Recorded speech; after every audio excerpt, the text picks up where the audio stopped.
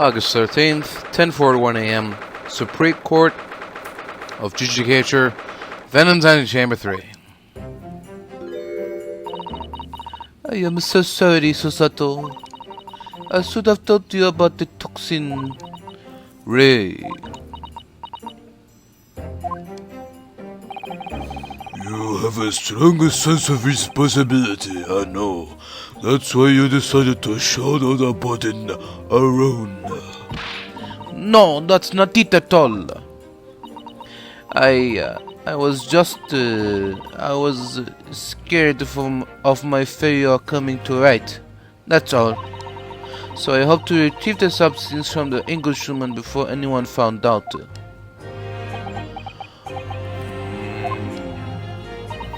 Before the trial started, do you remember what you said, Susato? That you had no doubt in your mind about my innocence? That you'd stand by me to the last? I remember. And yet I didn't deserve your trust in me. I hid important details from you, Susato. I completely betrayed your faith in me. Hit me, Susato. I deserve it. No, in fact, throw me to the floor. No, that's too good for me as well. Drag me to the city streets. I am no better, you know. Oh! Even though in my heart I knew that you pulled the knife blade from Miss Brett's back, there was just a brief moment when, in my mind, I doubted you. Susato, I am sorry. After I stood here and promised you that I'd stand by you and always be on your side, I betrayed your faith in me too. And as such, I have failed you as a lawyer. Oh, no. I think the situation has taught both of you a valuable lesson. Praising your unbridled faith in another is no easy task. Yes, Father, that fact has certainly struck home. Which is why I can see more clearly now. So, Ray. Yes? Can you find it in your heart to forgive me?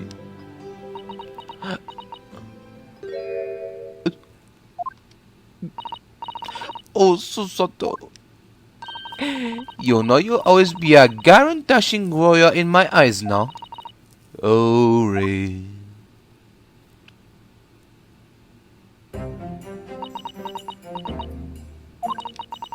I was so scared, you know, when it happened. I didn't know what was going on. The Englishwoman was sitting at the back of the hut, listening to what I was saying. I know it was you who stole the poison. Well now, whatever do you mean? And then a moment later, she suddenly got to her feet before collapsing on the floor in front of me with a knife in her back. It all happened right before my eyes. And you were the only people in the hut at the time? That's right, just Miss Brett and myself. There was no one else. So I just don't understand how she could possibly have been stabbed like that. A great mystery indeed. I still can't believe it happened. That's why I just couldn't bring myself to speak up. It will be alright. However it happened, and whatever really went on by that sea that day, I promise you that I'm going to prove everything you've said you saw is true. Spoken like a true Makataba. Now, I think we should discuss what's coming up with the trial, don't you? We don't have much time. We must make sure we have our facts in order. Yes, I expect the poison is going to come under close scrutiny in the upcoming proceedings. The police should hopefully have identified it on the blade by now. The trouble is, it's a completely new laboratory synthesized blend of alkaloids. The police won't have any way of testing it. Oh, I see. Yes, without this chemical reagent, it's impossible to detect the toxin. Chemical reagent? I sent a colleague of mine off with some earlier to deliver to police headquarters. I think perhaps you should have some as well, though, just in case.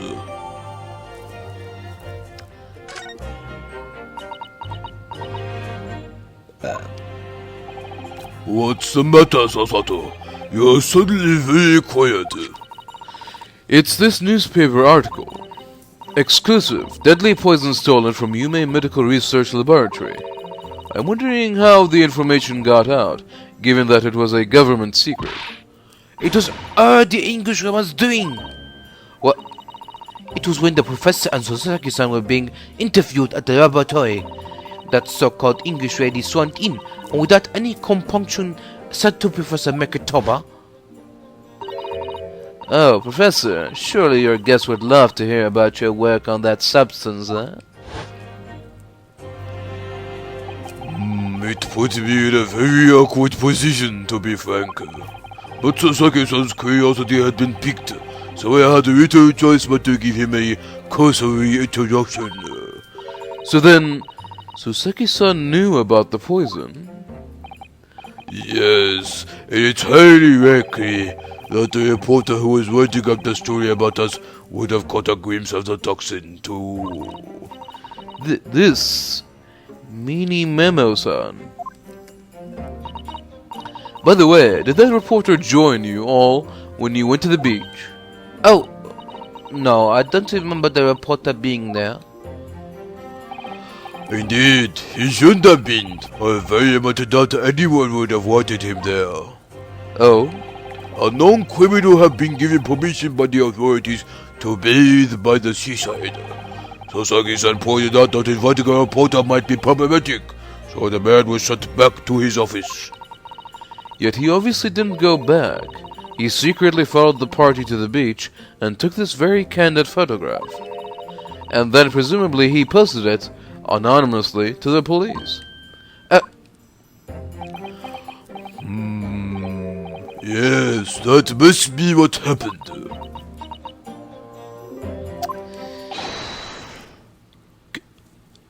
Counsel, this is heard to do with this is now ready to testify. The trial is about to resume. Please proceed to the courtroom at once. It's time to steer ourselves once again then. Defense attorney Ryotaro Hodo. Yes. Rie has put her faith in me now and told me everything, so I can't let her down. I have to prove what she's telling the court is true.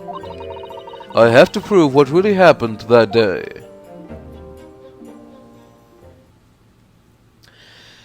Somehow.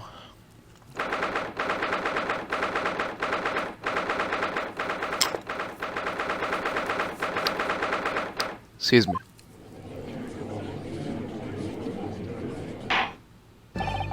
I hereby call this court to order as we reconvene to continue the trial of Mamami. Prosecutor Ouchi, have you summoned a new witness? Before I address that question, Your Excellency, I have some very important news to share. Oh? What news? And why does he look so happy about it? During the recess with the collaboration of Professor Megatawa's laboratory at Yume University, the police re-examined the knife that was used to end Mr. Giselle Brett's life. Excellent! I admire your rapid handling of the matter. Well, too kind, Your Excellency, too kind. I was merely carrying out your instructions, of course. I had to rearrange and deliver to police headquarters by rickshaw, so it would be there in good time. But judging by the man's swagger, I fear we might need to brace ourselves for the inevitable. I already know that the poison is on the pen, not in the knife, but let's go ahead with this. And, Counsel, what were the results?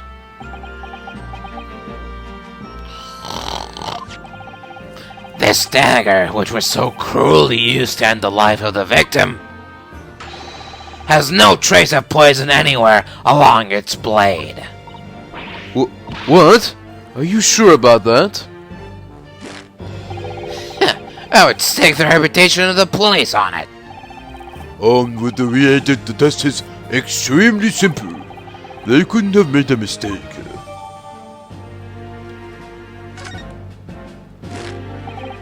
In short, the accused's feeble excuse earlier has been utterly destroyed.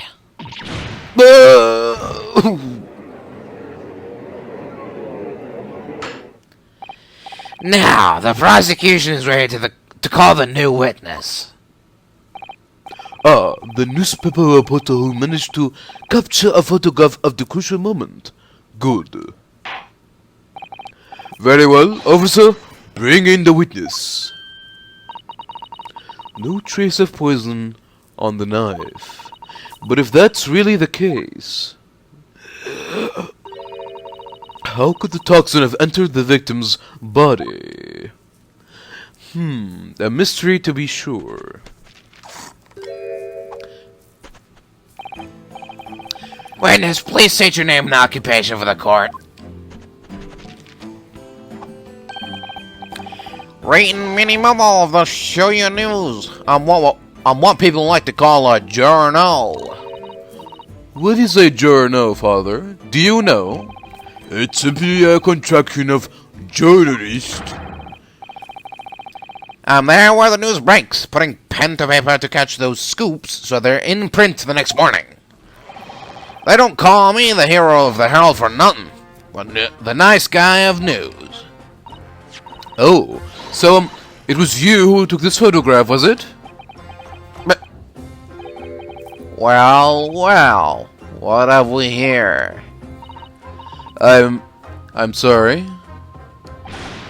Oh, brace yourselves, people!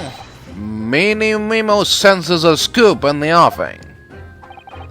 Female student up to foul play, defended by curiously handsome young lawyer in Supreme Court. The readers will lap this up. We'll set it above the fold at 72 point in a 5-leg format for the morning edition. Huh? Right then. Let's start with your name. Oh, it is Ryotaro Naruhodo. Next, what made you want to become a lawyer? I wanted to reform our country's legal system, I suppose.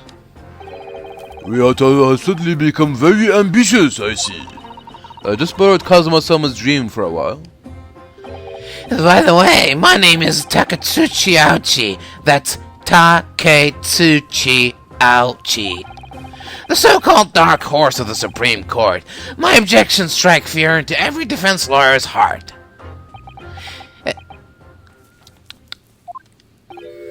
Nah, the readers won't buy that. What? Witness. Yeah. What this court demands to know is whether or not you were responsible for the taking of this picture.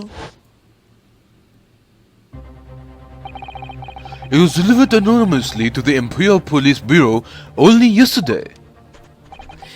Yeah, I wouldn't be a journo if I didn't click quick when presented with a scoop like that now, would I? Sometimes stories call out to me, sometimes I have to chase them down. But either way, you've got to be fast. Fast legs to run with and a fast head to write with. It's no good if you don't note it down, I would say. That's what I call my mini-memoism. Minimomism? Ah yes, I remember your face. We met that day when you were interviewing myself and Sasaki-san. Yeah, right, that was me. Menimemo again. But you were supposed to be going back to the Shoya News office after our meeting. What the scoop is, I didn't. Because that Englishwoman's words had piqued my journalistic interest. Miss Brett's words? A criminal left to do as she pleases just because she happens to be a British citizen? It's horse dung. This country's judiciary is rotten to the core. The Supreme Court's rulings are worth the paper they're written on. The police are just imperial pawns. Stay your tongue, young man. There are complex political issues at play. Well, anyway, I quickly jotted down those words she said in my memo pad. Are you ready? I'll read it out. It's all here. Right, here goes. I should like to go with everyone to see our country's coast. A serious criminal going on some junket? The people need to know about this. That's why I decided to sneak after him. To get the woman's story so I could hammer her in the press. Do you mean to say that you did indeed witness it firsthand? The grim scene portrayed in this photograph? Oh yeah, I saw it with my very own Journo eyes. From start to finish, through the viewfinder of my trusty camera. Thank you, Menimemo-san. You will now give a formal testimony before the court. You will state exactly what it is that you witnessed of the event surrounding Miss Brett's death. Right. Here we go. The beach shot was made of shoddy old reed screens, so there were plenty of gaps I could see inside through. The Englishwoman was sitting on a stool when the student girl came in, starting arguing with her. Seconds later, the girl pulled out a knife, throwing the Englishwoman to the floor as she stabbed her in the back. My smoldering Journo spirit burst into flames. Quick as a flash, I whipped out my camera, ready to flick. I pulled apart the rough weave of one of the screens, poked the lens through for the perfect shot. Oh. Reed screens, you say? Right. You can see them clearly enough in that great shot I snapped. The hut walls were just screens made of coarsely woven reeds. Yes, it allows the breeze to pass through and bring some relief from the summer heat. And it was a breeze for me to poke my camera through and see the whole thing hotting up. Ignoring for the time being the appalling invasion of privacy involved, did you witness everything that happened from the moment the defendant entered the hut? Oh yeah, I saw it. I saw the whole thing from start to finish. And you say that you took the photograph through a gap in one of the screens? Luckily for me, they are pretty shoddily woven. I pulled the reeds apart and thrust the lens of my camera through the gap. Would I get away with it? Or would I be seen? It was a gamble of a lifetime. A tenacity of purpose that's considered admirable in a journalist, I suppose. Run a risk one day, run a risk of the next. That's minimism in a nutshell. At last, it would appear we have a genuine witness to this wicked crime. The evidence and testimony are extremely compelling. I believe we may be close to a verdict. No! Ah, wonderful news, Your Excellency. Wonderful. Nevertheless, it cannot be denied that this testimony begs one very large question. What question? Exclusive news, a startling photograph, all the makings of an exceptional story for the reporter. Why then was the story never published? Oh, that's right.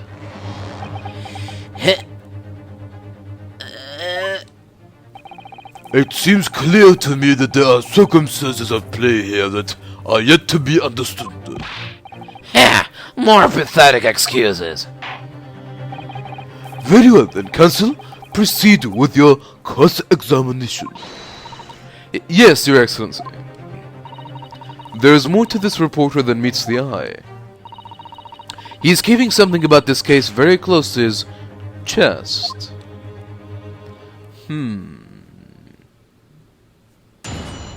Alright, time to go over it again.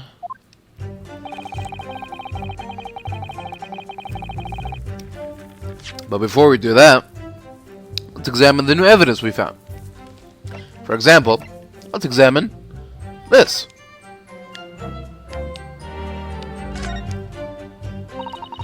The label appears to be written in a foreign language that I don't know. It's German, so your knowledge of English is going to be of little help here, I'm afraid. Couldn't you just have written medicine on it in Japanese?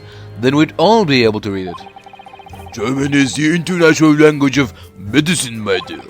But yes, I can certainly see that the merit in labeling the bottle in Japanese. Though I am not sure medicine would be entirely appropriate. Well, you know, whatever. That's it? Just a little comment on the label? Okay.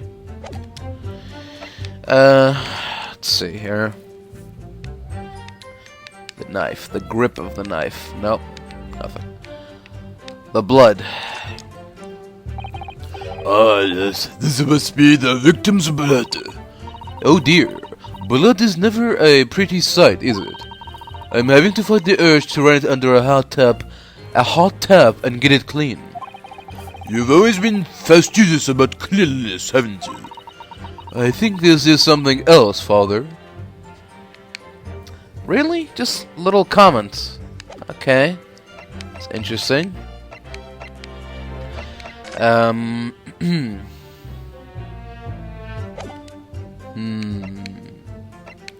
thinking of what evidence we can use against what he said. Huh. His name is... What's his first name?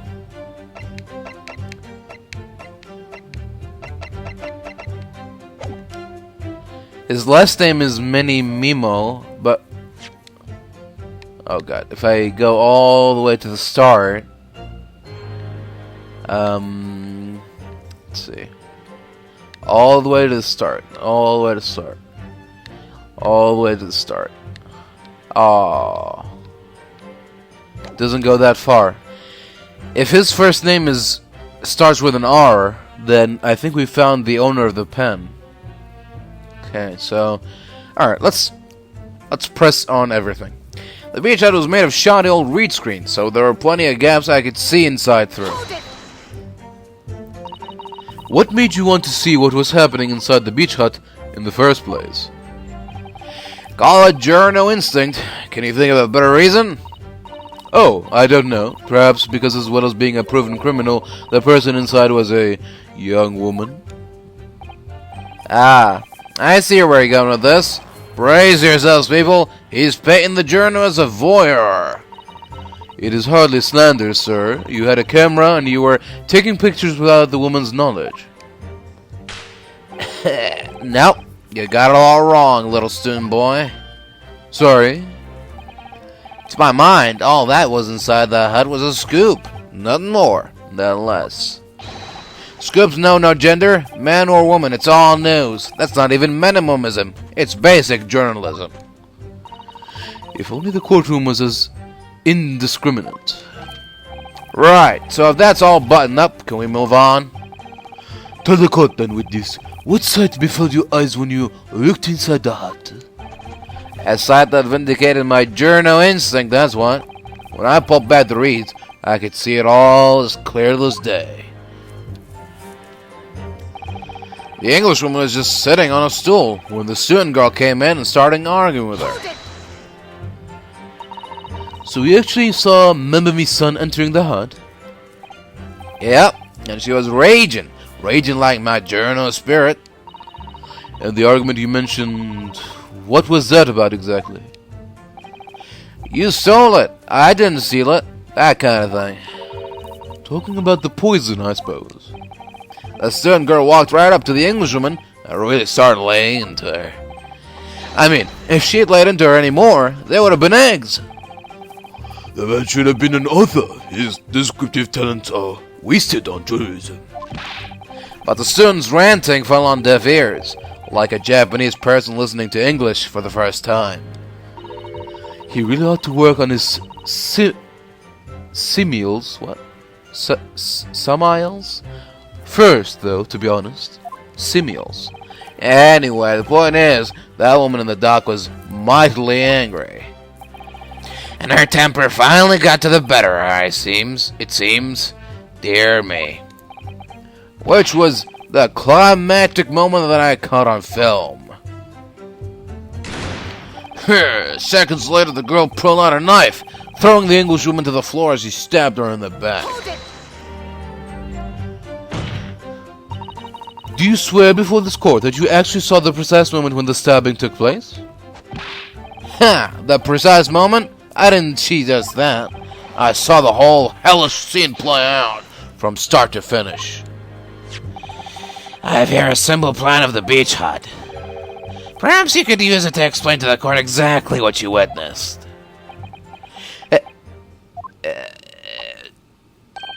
Right you are. It's all here in my Menimemo memo pad. When I first peered into the hut, I'm sure that the Englishwoman was on this stool at the back of the hut here. Yes, the accused's own testimony confirmed that. She just sat at the back of the hut, smiling sweetly, is what I have noted down. It's my turn to testify now. Try not to interrupt. Then, the next moment, as I was watching, the evil student girl entered the hut. After a while, the pair of them ended up in the middle of the hut, arguing furiously. The Englishwoman went for the student, but the girl dodged out of the way. And in a flash, plunged the knife into her adversary's back as the two passed each other. What you describe is a grim scene indeed. Oh, a grim crime indeed. Never sugarcoat the truth. That's what Meminism says. Yeah, alright. By the way, Menimemo-san, whilst you were watching that terrible scene unfold before your eyes through the gap in the screen, did it not occur to you to try to prevent the tragedy rather than capture it on film? Journos have to be observers. We can't get involved. That's our raison d'etre. So you didn't converse with Miss Brett at all? Obviously not. An observer always remains on the outside looking in. And that is something to be proud of, is it? Your Excellency, if I may. Yes, Professor. I think the witness's rest expose face statement should perhaps be added to his formal testimony. Further, what are you... I will grant the defense's request. Menimemo-san, you will supplement your formal testimony with the aforementioned statement. Well, nihilism is the foundation of Menimemoism, but I'll gladly prove that my words aren't meaningless. I never once set foot in the hut, nor spoke with the Englishwoman. I was there only as an observer. Hold it! Really? You didn't set foot inside the hut at all? Are you quite so sure about that? I think you may have the wrong impression of me. We're talking about a murder scene here. My nerves were stretched to breaking point already. Oh, I see. You were scared. Maybe I did have the wrong impression of you, yes. It was all I could do to stifle a scream and hold my hand steady enough to snap the shot. You really should have summoned help before thinking of your camera. Memonism and humanism don't always agree. And most of the time in those instances, Menimemoism comes out on top. As a sculptor of stories, sometimes I have to be cruel for my art. Yeah, that's spot on. Surely he's making all this up. He claims to have spied the whole affair from start to finish. If true, his testimony is devastating. But it does seem as though he's holding something back, doesn't it? If that's how you feel, I suggest that you trust your instincts and press him on everything he said. As you've not that seen done many times before in your role as judicial assistant. Yes, I have. I have seen witnesses like this pressed often. I know exactly what to do. Alright, what are the statements that we didn't press?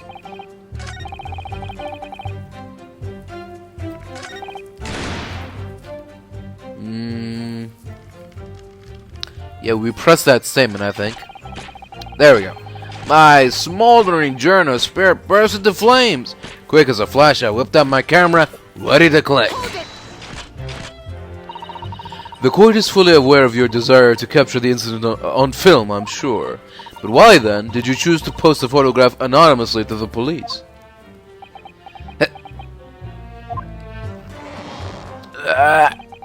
I'm afraid I don't understand a word that's coming out of your mouth.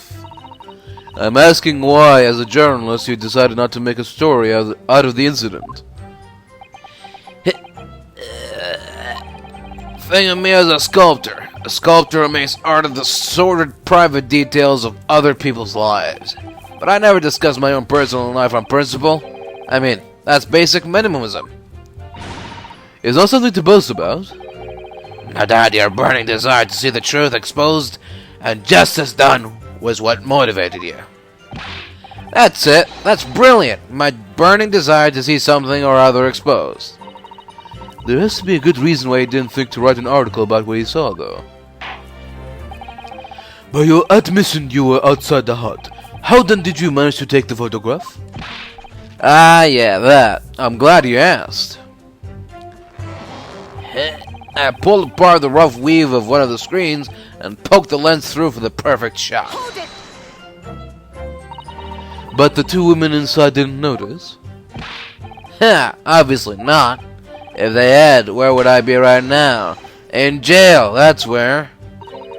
Which you'd think would make you reflect on what you were doing. No, a journalist's job is to collect little snippets of life as unobtrusively as possible. Leave nothing but footprints. Take nothing but photos. Yeah, that's spot on. Did he just make that up? The point is, the witness risked life and limb to obtain this photograph. And this photograph reveals the whole truth. There's nothing more to be said.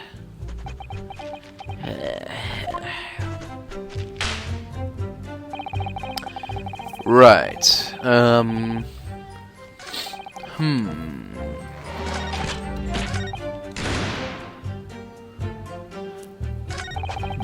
pretty sure I pressed that statement, so...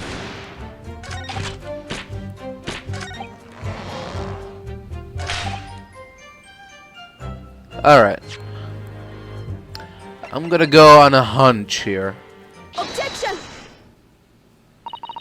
Menimemo-san, until now, I've had a firm belief that newspapers are in the business of uncovering and publishing the truth. You're spot on there.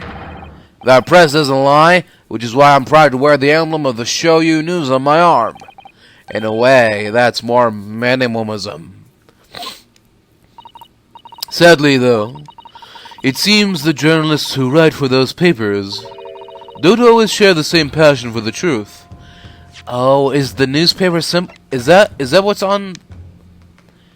Yeah, it's the newspaper symbol, I think. Right. There we go. I think. What are you suggesting with these recriminatory words, Counsel? Menimemo-san, do you recognize this fountain pen? This pen was found at the scene of Miss Brett's death. In fact, the murdered victim was gripping it in her hand as she died. What are you... If you look at the barrel of the pen, you will notice that its owner's initials are engraved there. R.M. Yes, thank you for bringing that up, Counsel. The initials of the accused. Remember me. Is it a coincidence, I wonder? That your initials are also R.M.? No! Raiten Menimemo, R.M. That's horse dung. Can't you see? One of the central tenets of minimalism is being a pencil user. And yet, as the court will clearly be able to see on your right hand, there's a very obvious blue ink stain. It will appear that you must have rather carelessly left it somewhere recently. Your favorite fountain pen, that is. Horsey horse dung. Menimemo-san, is it not the case that before she died, you met with Giselle Brett in that beach hut? Why should we listen to this absurd nonsense? It's nothing but another excuse. Exactly. Shoyu News will stand behind me all the way. I deny everything. There must be as many people with the initials RM as there are stars in the night sky. The defense has neither the time nor the inclination to count every star in the sky. And there is no need anyway, because this pen has more to tell. Yes, there is another clue. A clue that undeniably proves who its owner really is. In that case, counsel, the defense will now show the court where this alleged clue lies. Of course, Your Excellency. The clue on this fountain pen that clearly reveals its owner's identity is...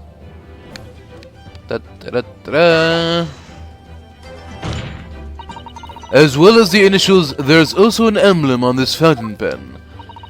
An emblem that you will of course recognize. Menimemo-san. Kote-de-semi! It's the emblem of the Soyonus!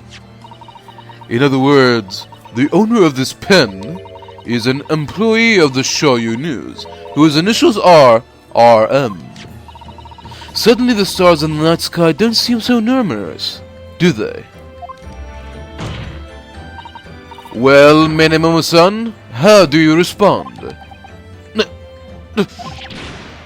No! Oda! Explain yourself with this.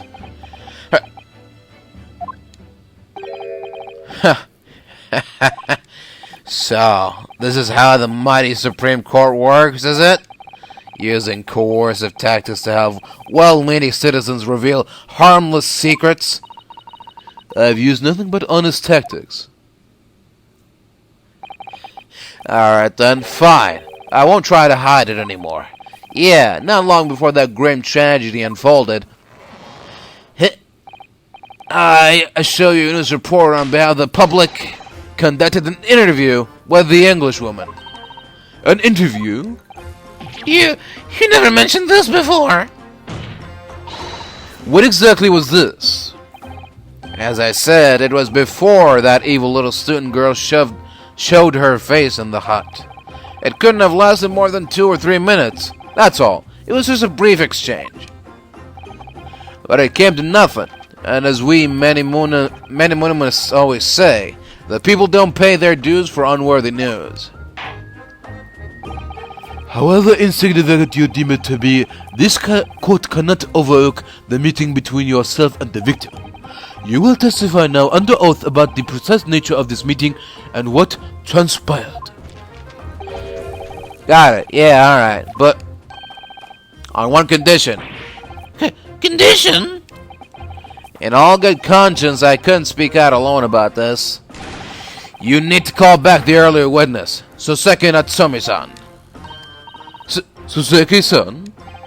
Oh yeah, according to my notes here, that man has a secret of his own. And brace yourselves, it's not a harmless one. It's big. What?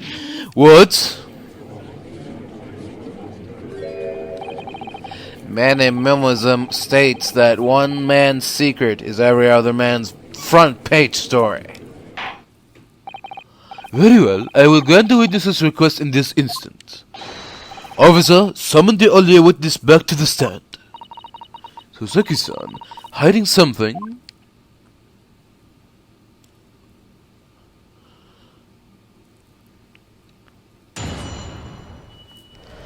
So we're just gonna allow this person who already lied, under oath lied, we're gonna, do what he asks? We're gonna give in to his conditions? Really? Sure. I asked the Englishwoman for an interview, but she declined, so I left the hut without making a fuss. Then, watching secretly from outside, I saw the woman being stabbed and the other witnesses come running. The detective realized that the victim still had a pulse, so he ran off to fetch help. That's when this writer man here asked the woman a very significant question. But he didn't say anything about that in his testimony, which is why Menimemo demands I reveal it now.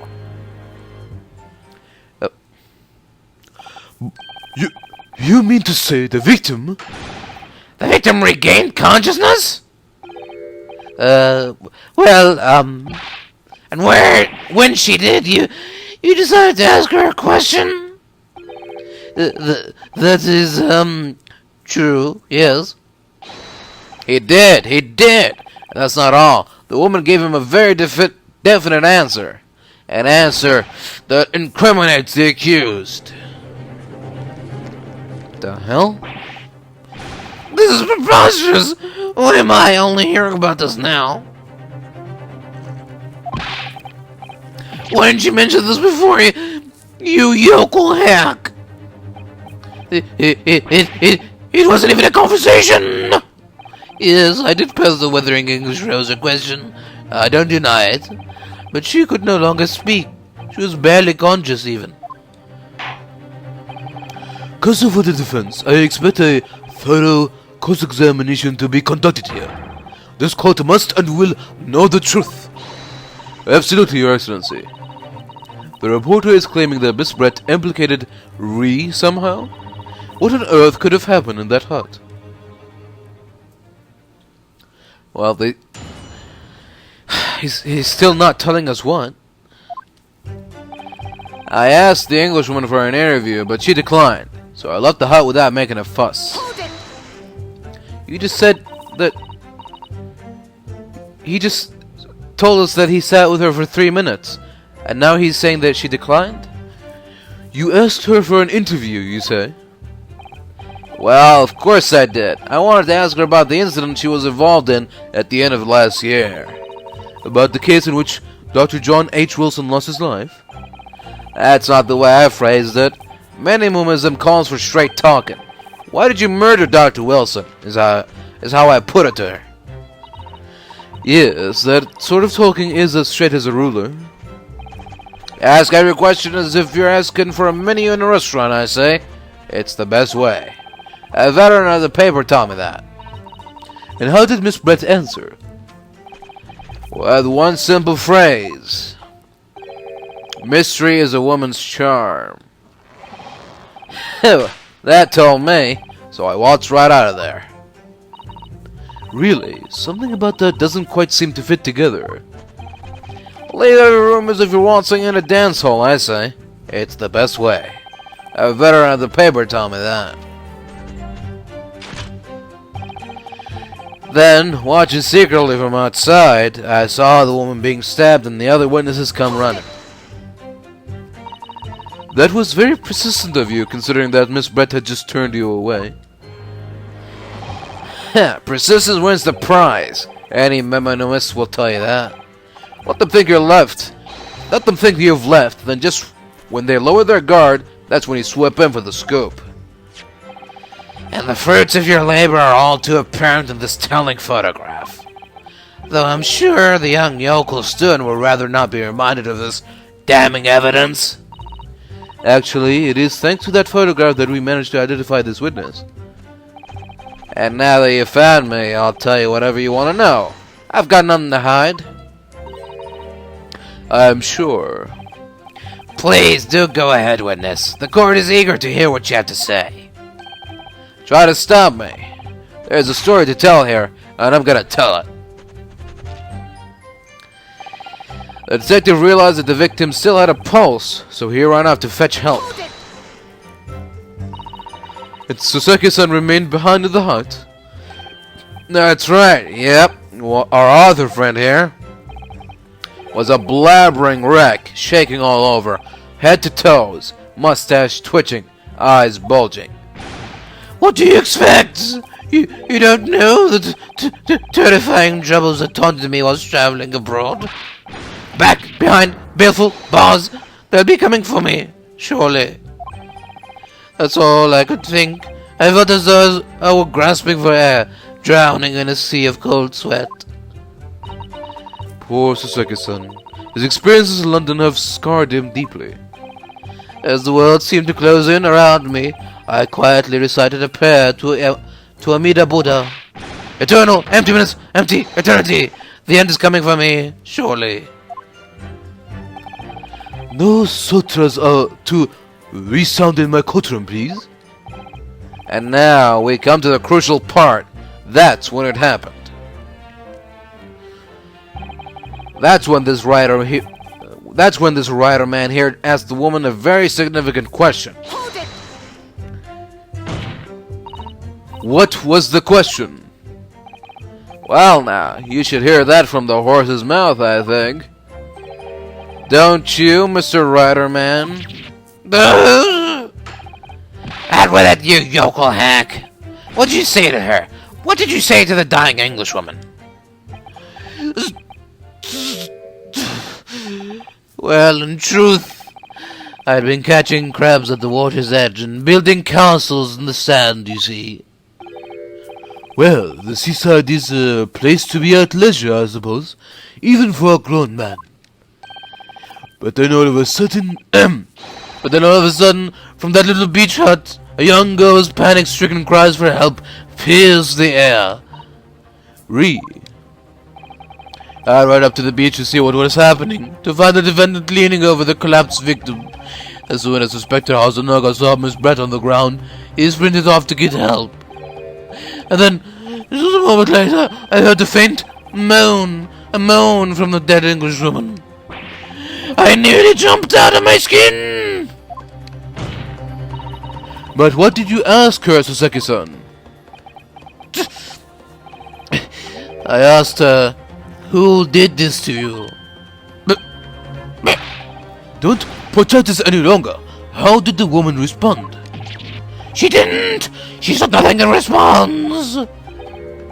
But...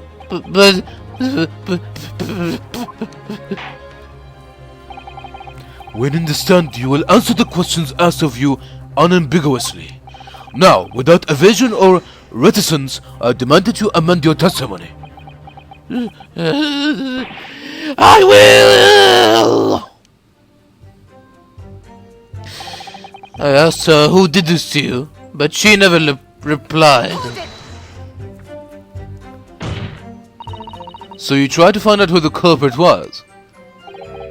He who asks a question is a fool for a minute. He who does not remains a fool forever. And having been labeled a criminal twice during my time in Great Britain, I was quick to make up my mind. Better to be a fool for a minute than remain a fool in prison forever! However, you've indicated that the victim failed to respond. Is that correct? I know why. I know why the Englishwoman said nothing.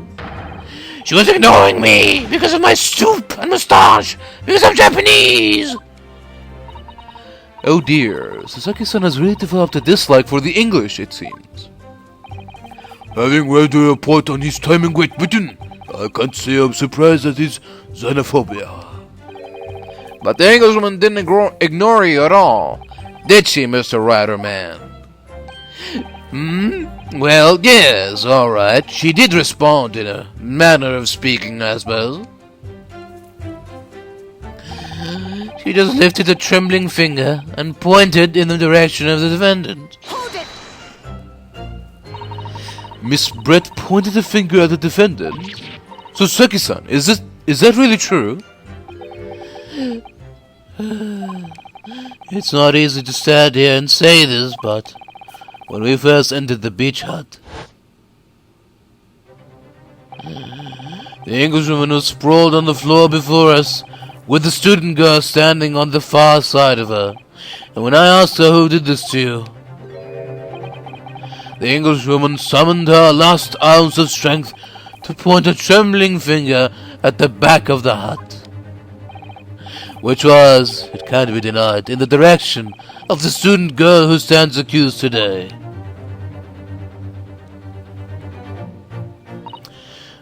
No.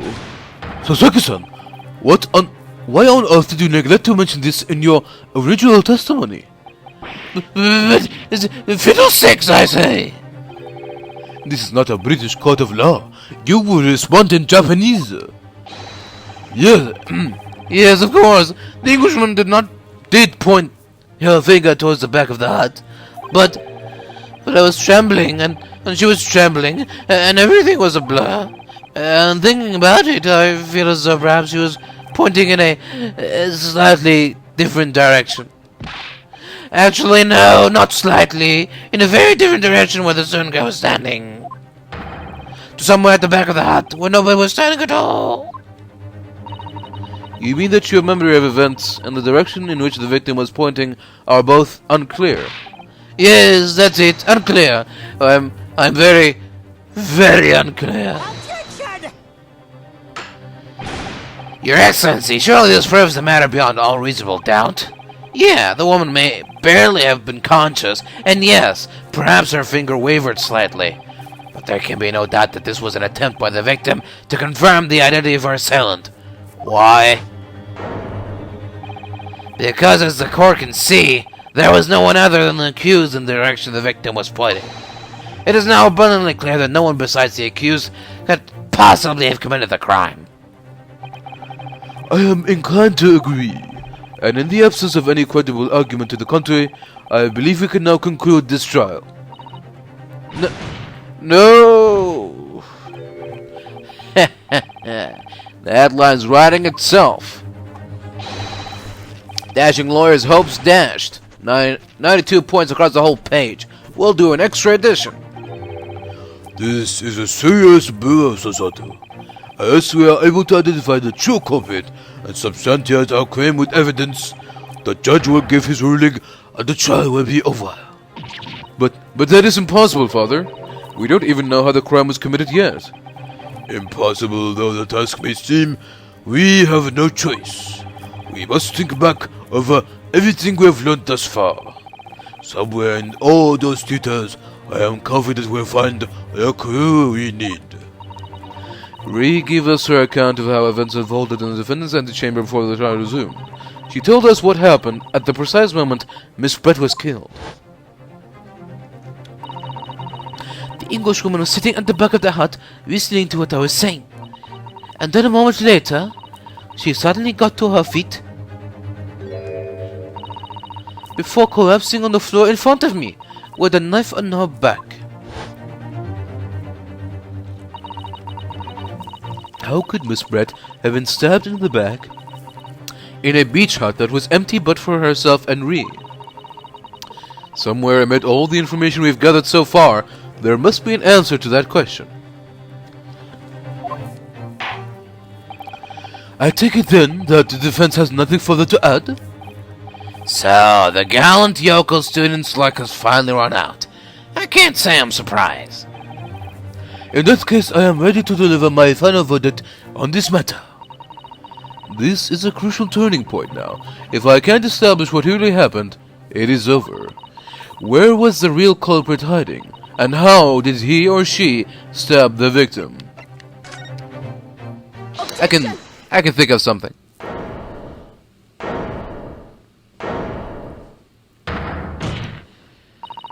Your Excellency, I respectfully ask you to postpone your education for the time being. Oh, to what end, Counsel? The defense would like to present the court with an alternative theory. An alternative theory that can explain who the victim was actually trying to implicate with her dying gesture. An alternative theory? Ha! None exists. There was someone else present at the scene who could have committed this crime. What? And the victim, Miss Brett, tried to reveal who it was to those around her at the time, by mustering all her remaining strength and pointing a trembling finger in the killer's direction. This is fiction! Fantasy! Very well, as you seem so sure of yourself, Counsel, I am prepared to hear what your alternative theory is. So, young Ryoto Naruhodo? Yes, Your Excellency? You will present your latest theory to the court by means of this plan. At the moment of the victim was stabbed, where exactly are you proposing the culprit was concealed?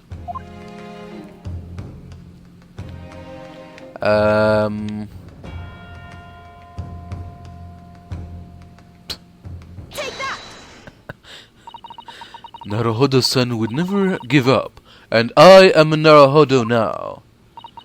The true culprit who fatally stabbed Miss Brett was concealed in this location here. Are you mad, Counsel? You are suggesting the culprit was outside the hut? What? Order! Order! order. But student lawyer Naruhodo-san Esquire, that makes no sense at all. You just pointed out the exact spot where I was hiding to get my scoop snap. But I didn't see any suspicious individuals loitering about. I can swear to that. Obviously, if the culprit had been outside the hut, there is no way that he or she could have stabbed the victim who was inside the hut. Actually, Prosecutor Ouchie, there is a way. But And, in point of fact, the defense can provide evidence strongly suggesting that it's precisely the way Miss Brett was killed. you're bluffing. You're bluffing, you yokel. The defense's assertion is clearly too fantastical for the court to comprehend. You will need to give us more guidance, counsel. What piece of evidence corroborates your theory that the victim was stabbed from outside of the hut? Because the reed walls are so easy to break through, right? Well, I presented it now, but I haven't the first idea why I chose this piece of evidence. Counsel, you're suggesting that this piece of evidence bears out your theory as to how the victim was stabbed?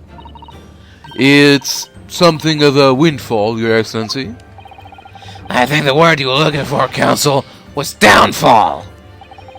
If your theory is correct and the knife was sold to Miss Brett's back from outside the hut, there should be a visible trace somewhere.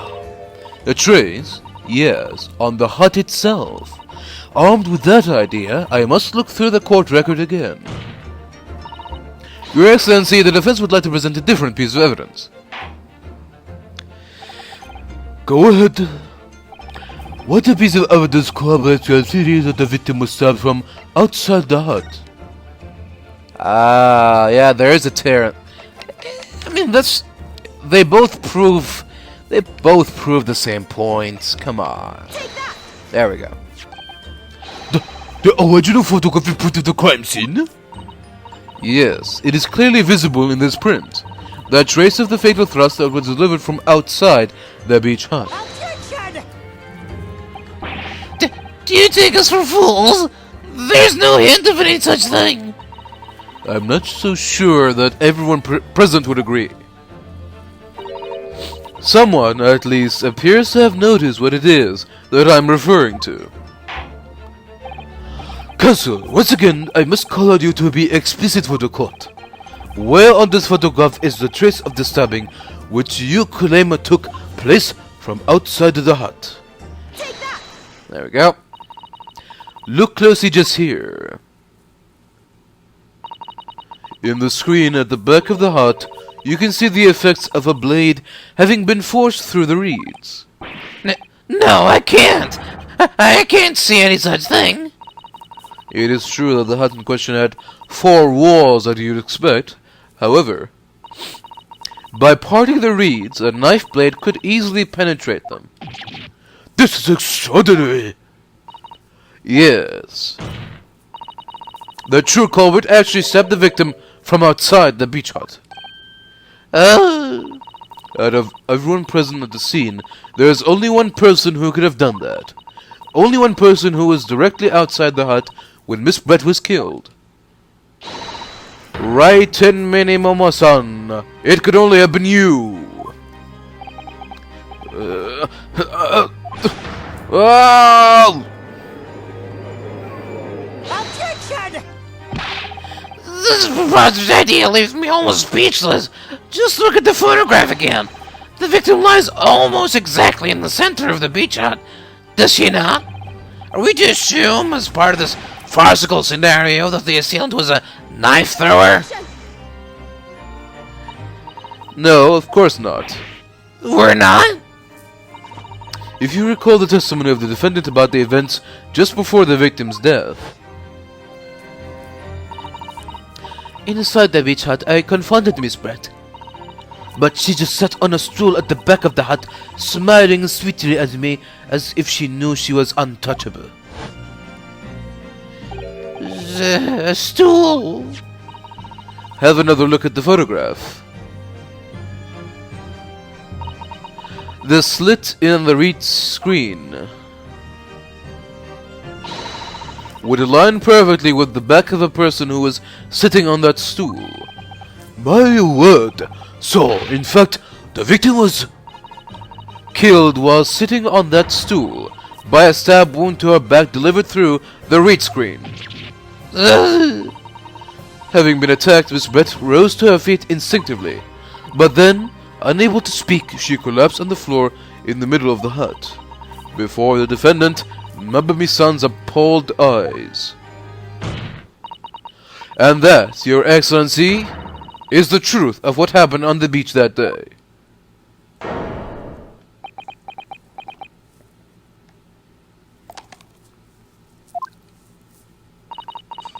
By your silence, Menimemo-san, I take it that you don't deny the charge? This is absurd! That will do. It would appear that we have a tacit admission of guilt from the witness. Accordingly, this court has successfully established the truth of this matter, which means that the defendant, Mabami-san, is innocent of the crime. Oh, thank goodness. I finally made him cave. I must say, I have never been more proud. No, this can't be. The Ouchie clan can't. What of my growth?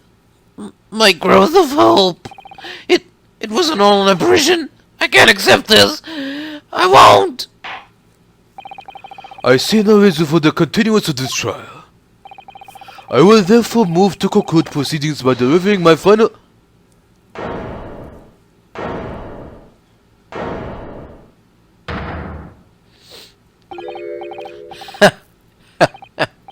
Wow, this is all very convenient. This is how the highest court in our mighty empire delivers justice, is it? Suppressing well-meaning citizens' freedom to speak and branding them as criminals? But we've established that the victim was stabbed from outside the hut, through the read screen walls. And no one but you was in place at the time to have his hand on the hilt of the blade. It's a perfectly logical deduction. So, your argument hinges on the location of whoever stabbed the Englishwoman, does it? Well, it seems a little irrelevant now. Irrelevant? Where she was stabbed, how she was stabbed, it doesn't matter. I mean, whether she was stabbed at all makes no difference if you think about it. After all, this trial has already shown the whole thing hinges on something else. What are you talking about? Brace yourself, little man. I'm talking about the fact that everything's changed because of the dirt you dug up. What? Enough obscurity. Explain yourself with this. What's to explain? I'm talking about the poison, of course. The poison? Let's ask the professor for a comment on the situation, shall we? I understand that a deadly poison you were developing was stolen from your laboratory, correct? And it's been shown that this poison was administered to the victim, Miss Brett, correct? That is correct. The unusual constriction of the victim's pupils are a sure sign that this particular poison was used. I see. So, presumably that means that the victim already had the poison in her body before she was stabbed. Given that her pupils were clearly constricted, it seems highly likely, yes. If she had been dead already, the poison could not have circulated in her blood.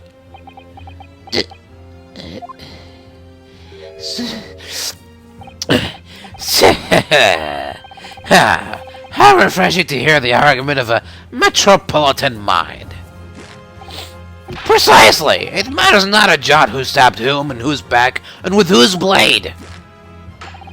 Because, quite simply, the Englishwoman's life was taken not by the knife, but by the poison. Objection!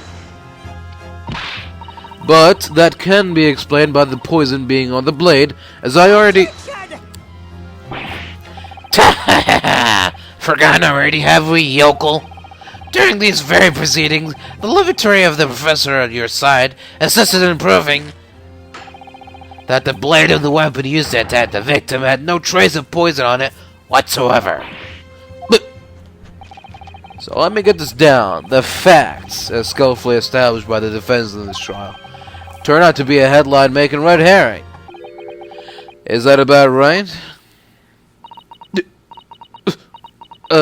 Well... No!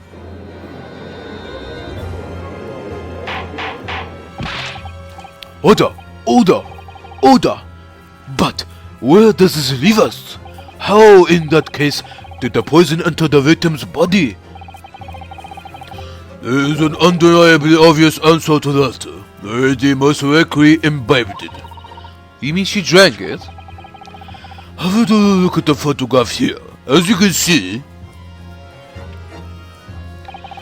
a bottle of carbonated water and a glass had been knocked onto the sandy floor of the beachhead. The poison could have been slipped into either. So somebody made Miss Brett drink it. Well, what do you know? Look at those dashing eyes. This'll make a great front page shot. Hey, why the bewitching stare? After all, I'm the last person you should be looking at. It would make no sense at all that I poisoned the woman, would it? I mean, that's been established already. Established? What are you talking about? Don't tell me you've forgotten.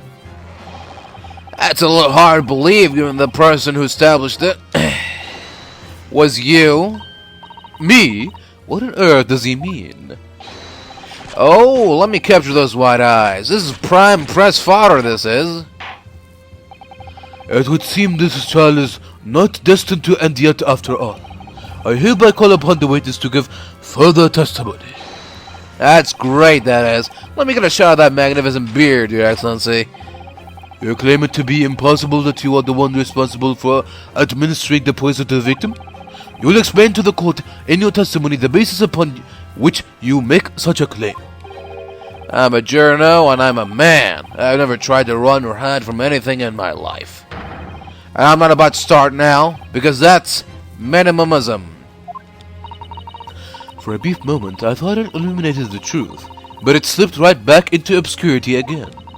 Just where is this trial going to take us?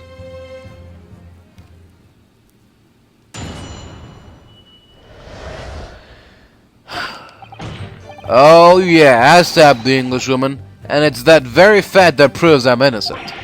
Because why would I have bothered to stab the woman if I'd already poisoned her? When I heard the student girl and that pompous English murderer arguing, it got my goat. If the courts weren't gonna punish Brett for what she did, someone else would have to see justice done. So, you admitted then, that everything happened as I described? That you are the one who stabbed Miss Brett in the back through the reed screen? You can blame this miserable country of ours. A country that bows to the pressure of foreign powers and lets murderers walk free. What kind of future can a country like that have?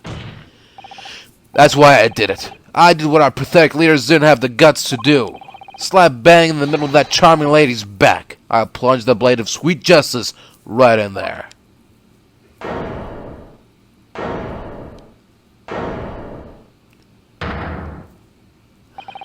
As someone who spends his life saying that the truth is told, I feel really awful about giving false information in my testimony before. But as it turns out, there was somebody else who had it in for the victim and got to her before me. But that's right, you guessed it. That pretty little student girl. Now there's a woman after my own heart. You're implicating Ree again?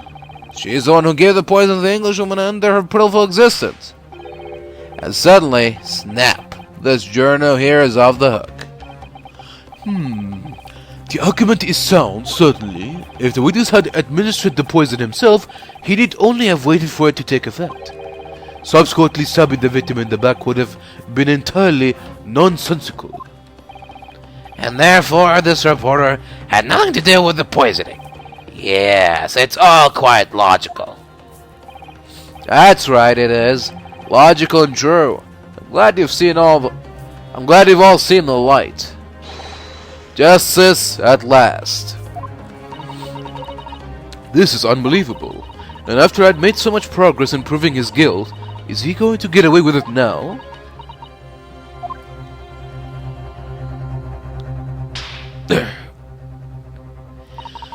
Think of Kazuma-sama and Naruhodo-san. They never stopped looking for a way forward until the judge's final gavel. Very well then, counsel. Proceed with what I assume to be your final cross-examination in this trial. Yes, Your Excellency.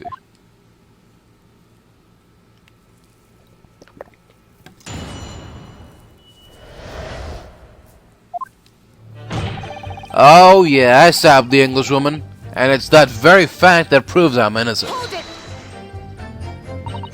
So, you do admit that you had murderous intentions towards Miss Brett, then?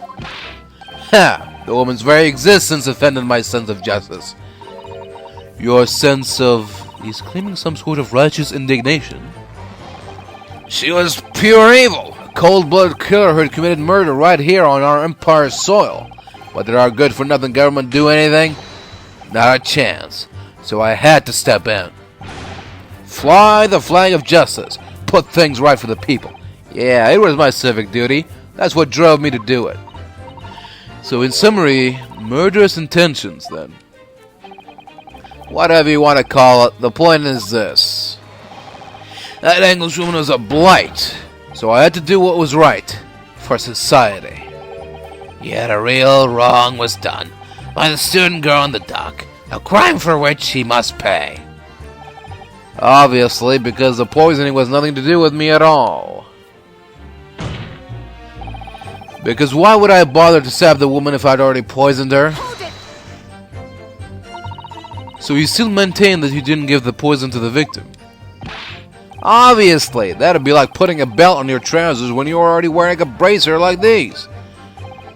The accused administered the poison, following which this witness stabbed the victim. An unforgivable act, certainly, but not one of murder. That crime rests on the accused's shoulders.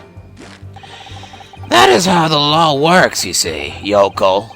Who knows? You may even learn something here today. But 2 consecutive attempts on her life in the space of minutes. Quite a day for the victim. Do something that evil and you've got it coming. That's how the law works. The law of reckoning.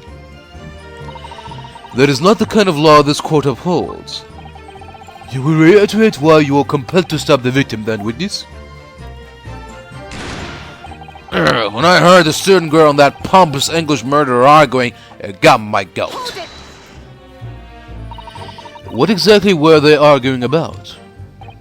About what happened in that restaurant 9 months ago, that's what. The student girl was laying into the Englishwoman for killing her beloved mentor, Dr. Wilson. Yes, John H. Wilson, a professor of medicine invited here from England by Professor Mekatoba, no less. Right, but the Englishwoman just jeered. Her case was to be heard by the British Consular Court in Shanghai. However, there is little doubt that she would have simply have been acquitted and sent back to her homeland a free woman. It was eating that student girl up inside. You could see it. I really felt for her. But I can't stand here and listen to this tripe. Read. Young girl, you stand accused here. You can't just blurt out whenever you feel like it. No, you can't. Sorry, but I'm in the middle of some very important testimony here. Just keep quiet and listen. But this awful man is making all of this up. Susato, please, you have to make them listen. Return to the dock at once, Mamami-san. We are in the middle of a cross-examination. Your Excellency, please, I implore you. That journalist is clearly not a trustworthy witness. Exactly! He's a filthy, rotten, black-hearted, bigoted, dirty, great pubic Tom. Wow, take it easy there. Please, I really think the court should hear what the defendant has to say. Your Excellency, I see no need whatsoever to entertain the accused's remarks. I will grant the request of the defense. But, Your Excellency! This is likely to be the final cross-examination of these proceedings. As such, I believe it would be ill-advised to stifle the defendant's obvious concerns. So, whilst recognizing that this contravenes regular protocol, I hereby call upon the defendant to speak. Oh. Arigatou gozaimasu, Your Excellency. It was nothing to do with Dr. Wilson. We were discussing the stolen poison. The stolen poison that killed the victim, you mean? I suspected her of being the one to steal it. I mean, just think about how she killed Dr. Wilson. That is true. Additionally, Miss Brett certainly had knowledge of the new poison. But surely it would be no easy task to steal a highly secret toxin being developed for the government. Indeed, all visitors to the laboratory are thoroughly searched with their leave. Even if a thief managed to avoid being seen by myself or a colleague, getting the poison out would be very difficult. That's true. I pestered Professor Mekataba until he agreed to share me the poison when I visited his laboratory. But as I left, there was search from top to tail. Miss Pratt rather badly revealed the existence of the toxin we've been developing, you see. And since the Circuit-san expressed such an interest in it, I felt unable to refuse. Obviously, I gave nothing away, other than the fact that it was an extremely potent substance. I'm very ashamed of myself. It's just that I've had a singularly terrible experience with a deadly poison.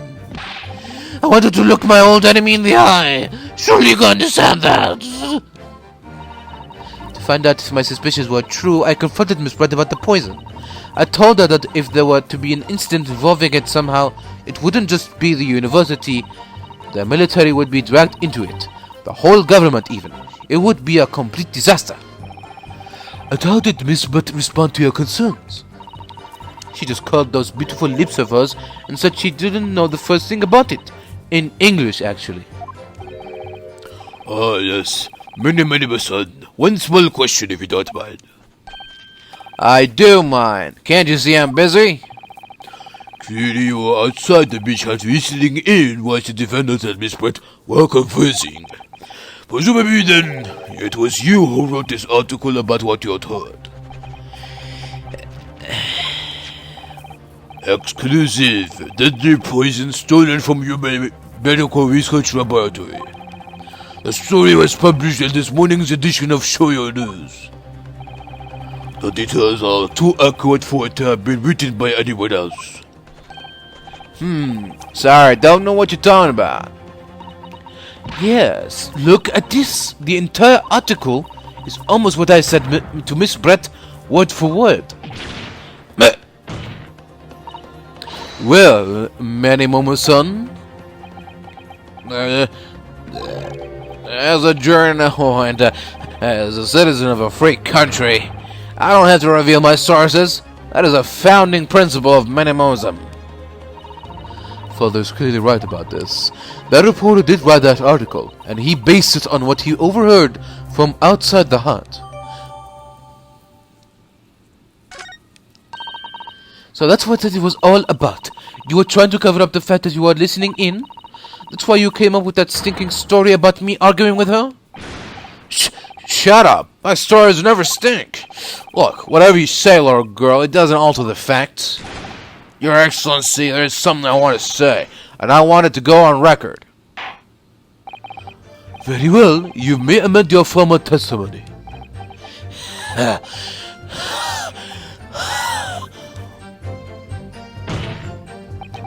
The point is, if you poison someone, there'd be no reason to then go and stab the president as well. Perhaps you doubted the efficacy of the poison and sought to make sure your victim would die. That's horse dung. What? That would be like pouring pepper on your Chinese ramen before you even tasted it. Completely reckless.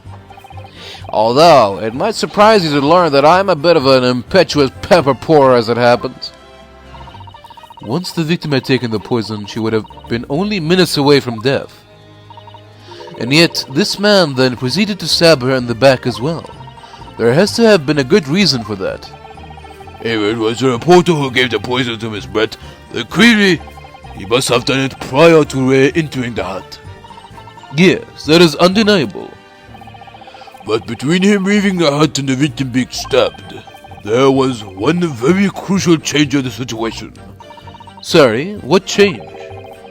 The reporter overheard the conversation between Ray and the Englishwoman. Ah, yes, that's it. That's when Menimemo-san first found out the exact nature of the poison he'd used. That could be the key here. If the victim had unwittingly taken the poison already, the reporter would have had no reason to stab her. On the face of it, that logic sounds entirely reasonable. But there is no question that this man was responsible for Miss Brett's murder. If we could think of a plausible explanation as to why he might have stabbed her even after the poisoning, I feel sure that everything would drop into place. That's what we should be looking for. Yes, I agree, and in order to do that, I must try to glean more information. Alright, we press that. We press that.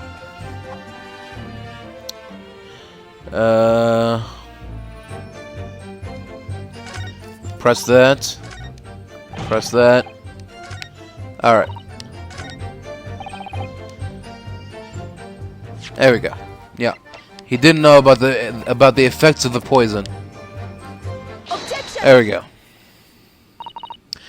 Well, I can think of one reason. What? But before I explain, I'd like you to confirm something for the court. Did you glean all the information on this newspaper article from what you overheard outside the hut?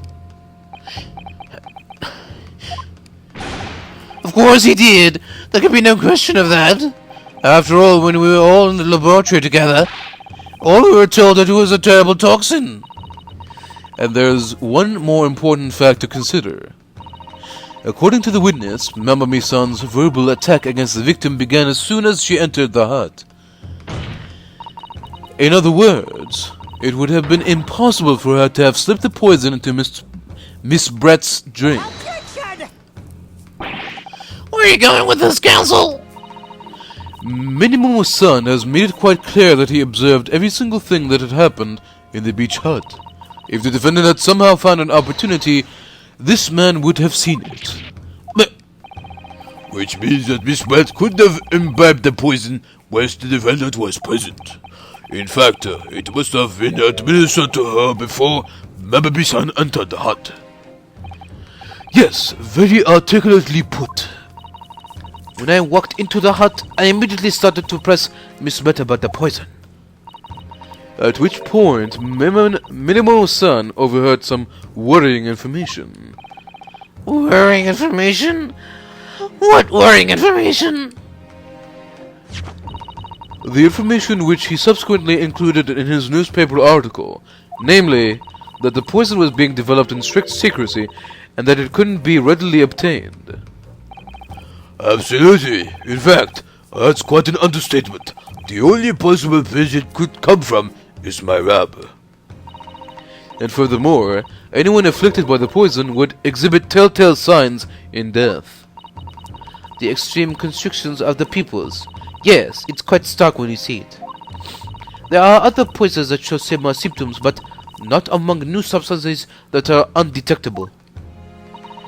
In other words, it would be clear that the victim's life had been ended by the use of this particular poison, which would reduce the number of suspects to only a handful of people. Everyone in my laboratory is aware of the unique properties of the toxin we have been developing. none of them would be foolish enough to attempt to use it for some nefarious deed. My baby son being no exception. Therefore, we can conclude that whoever administered this unique poison to the victim was a lay person, unaware of its telltale properties.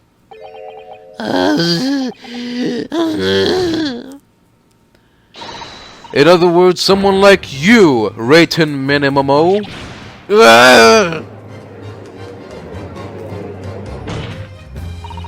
It was you who saw the poison from the laboratory that day, and it was you who administered to the unwitting victim.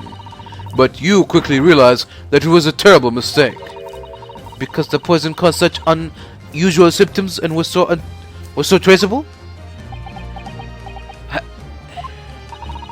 As you listened in from the far side of the beach hut's thin walls, you learned of these facts. But you had already given the victim the poison at that point. It was too late. So you hatched a plan to disguise your mistake. A plan that involved stabbing the victim in the back through the read screen. Objection! But what good could that possibly do? Isn't it obvious, Counsel? The plan was to kill Miss Brett before the poison could take effect. Once in the blood, the poison causes the onset of pupil constrictions. But he had hoped to precipitate the victim's death before that happened, hadn't he?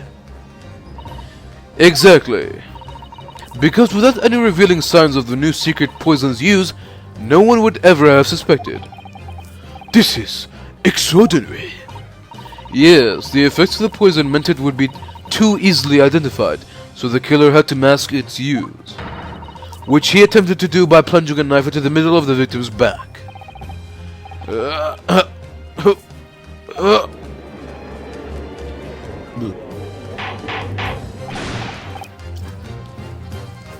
Order!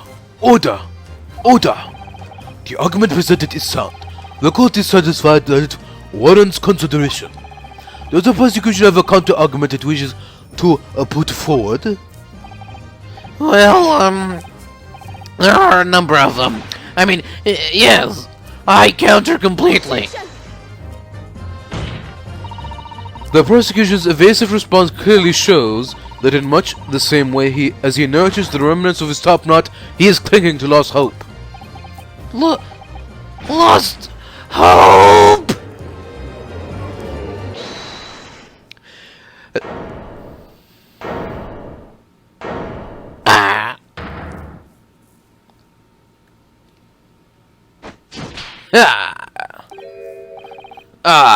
You pathetic, useless, fallen samurai. Fallen?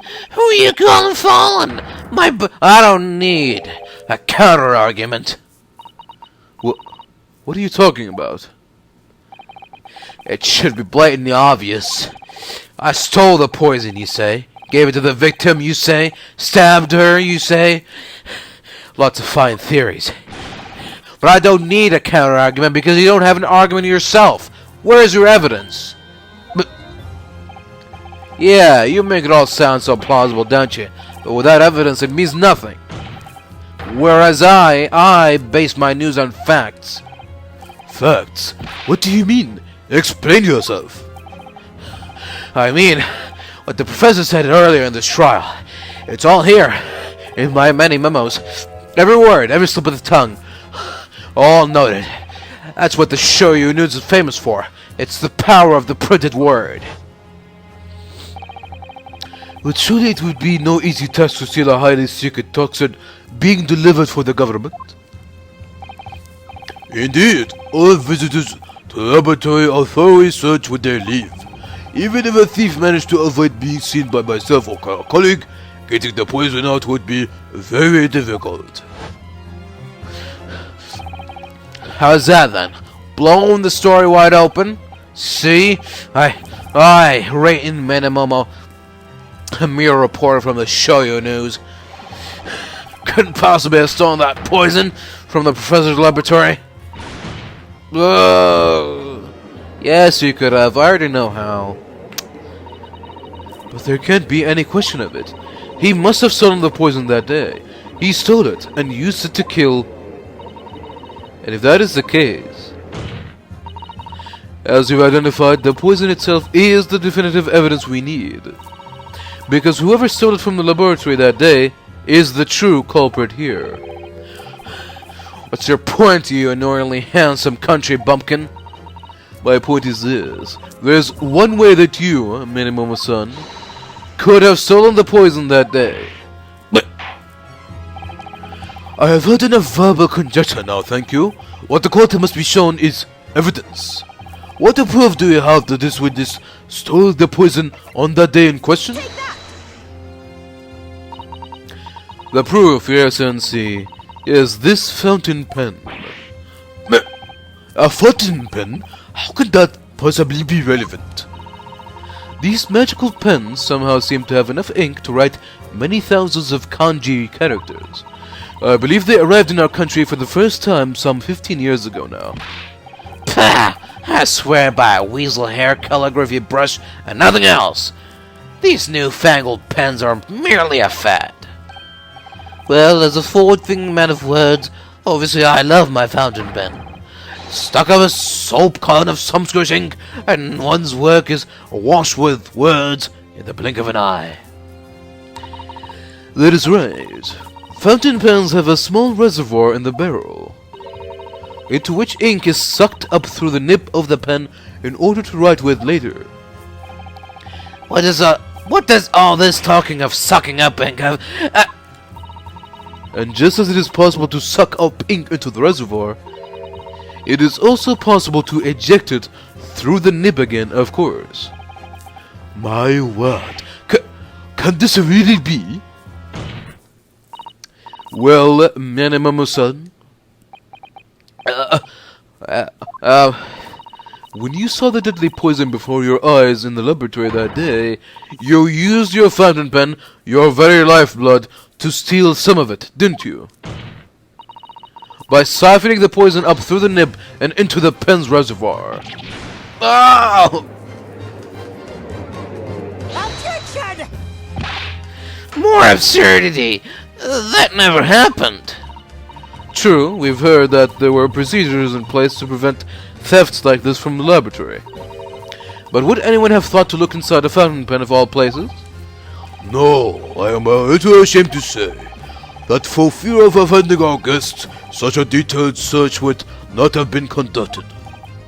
Well, this is quite startling, I must say.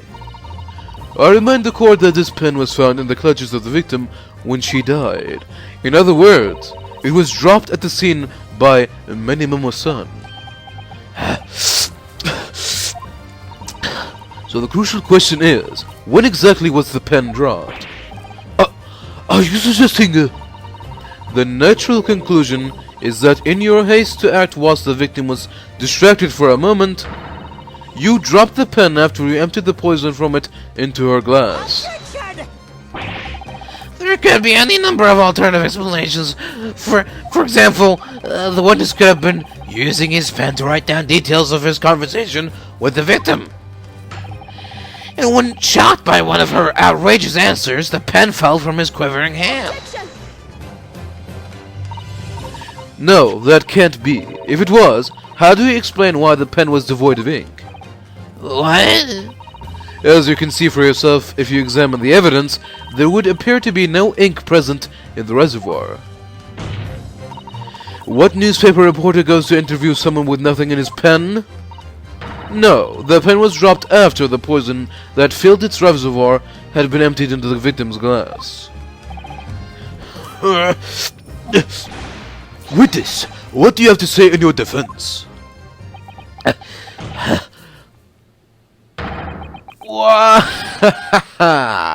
So, this is how our modern justice system works, is it? So what if the ink in my pen runs dry? So what if my pencil snaps? I can always claw my way back into the game.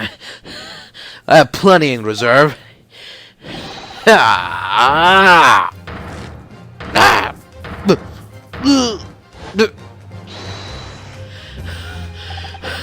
You claim I sucked the poison up to my pen? That's wild speculation. Nothing more.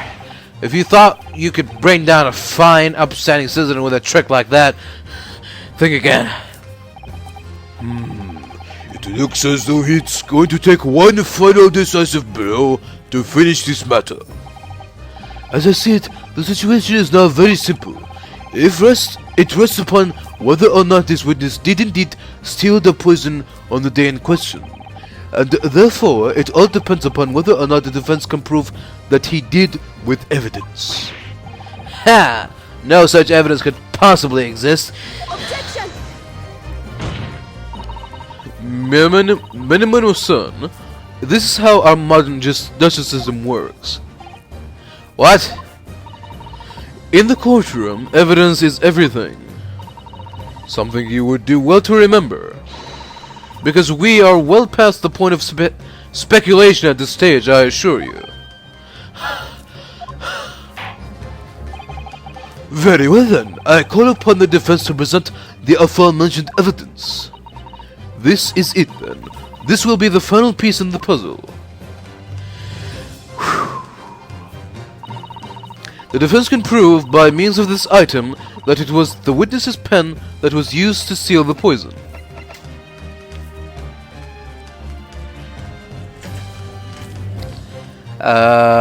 We can use this. Take that! Counsel, what is that bottle? This bottle contains the unique chemical reagent that can identify the poison in question. Yes, that poison is an entirely new synthesis of alkaloids developed by my colleagues and I. It would be impossible to detect traces of it by any other method. Or, from another perspective, simply with this chemical reagent, anybody at all could check for traces of the poison. A reagent? What? One drop of the contents of this bottle on the tip of your fountain pen, Menimemo-san, is all it will take to solve this case beyond all reasonable doubt. No, you can't. I won't. Your crimes are bad enough, but at least we know when to admit defeat. Your Excellency, the defense requests permission to carry out the test on the fountain pen at once.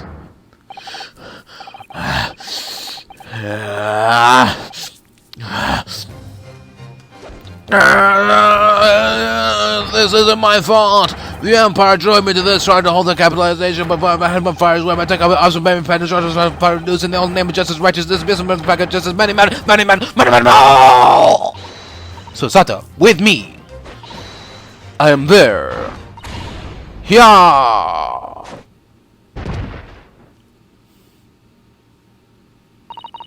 Did I do it right? That was a Susato takedown, wasn't it? Not quite. That was a Ryotaro takedown.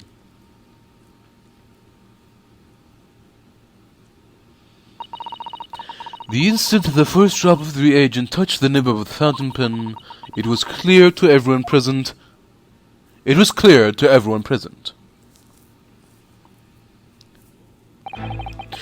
When I saw it there in the lab, the poison, the devil got hold of me and I decided to do it on a whim. I excused myself and emptied all the ink down the sink in the bathroom, washing the reservoir out carefully. And then you waited for an opportunity to suck up some of the poison, didn't you? Into your fountain pen? Yeah, that's right. Answer me one thing, Menimemo-san. Why did you steal it? For what purpose? Isn't it obvious? To find out what it was made of and expose it in an article. I mean, it was a secret project after all. Too juicy for a journo like me to pass up. Then why did the Englishwoman end up dead?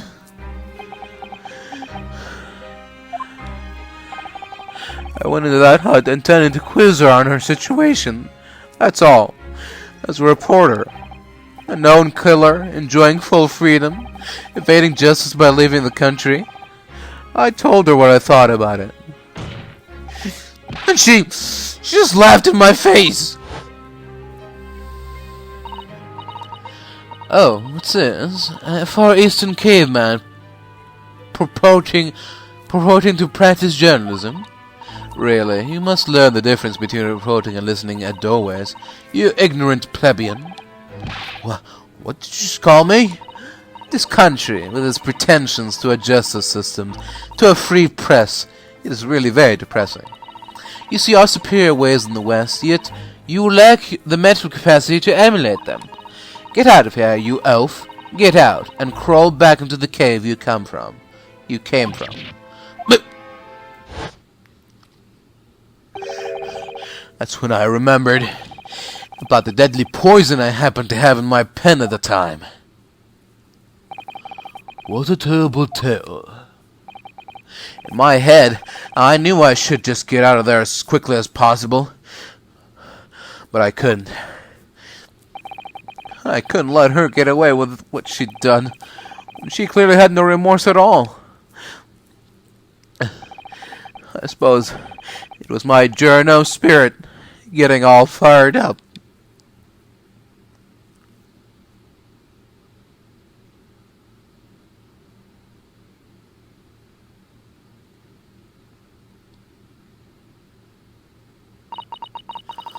I would like to ask you something. Yeah? You often talk about justice. But surely as a journalist, you could have used other means to deliver the justice you sought? There is no justice in the press. Sorry. After that trial 9 months ago, I kept digging and digging to find out what had happened in that courtroom. And finally, I discovered the truth. It was a cover-up! That's what it was! A cover-up? What do you mean? I would remind you of your position with this. Be careful of what you say. Oh, come on! Doesn't it strike you as strange? We're suddenly not allowed to convict a foreign national. Council of jurisdiction should never have come into it. And yet that puffed-up Englishwoman was going to sail away into the sunset a free woman. The only possible explanation is that behind the scenes, some deal had gone down between Britain and Japan. What sort of deal? I'd done my research, dug up all the dirt. It was all ready to be published. But you know what happened? The editor just tore that article up. He came under pressure from the government, you mean? If our government is gonna let criminals walk free, if they're gonna crush the free press, what choice do I have but to see that justice is done myself? Let's not forget, Menimemo-san, that you committed murder yourself, and you tried to lay the blame at the defendant's door. I am sorry, but you're no better than Giselle Brett. What? The truth is, you have no right to talk about justice at all. I suppose.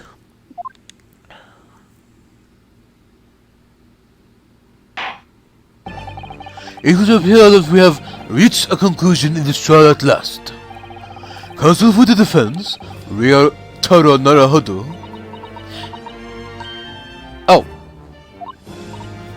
Yes. Sorry, Your Excellency. Just musing in a manly way here. It's almost unbelievable that this is your first experience of the Supreme Court. It was an excellent, performance? Performance. In truth, it very much reminded me of your cousin's exploits. Oh, Naruhodo Ryunosuke, you mean? The way he handled the trial 9 months ago and the way you handled this one, it gives me hope that we are genuinely entering a new era of justice in this land. That is very flattering, Your Excellency. Hearing the defense you have put forward today made me feel most keenly that the future of our justice system will be forged by you and your contemporaries. Thank you. So, Prosecutor Archie, do you have any further thoughts?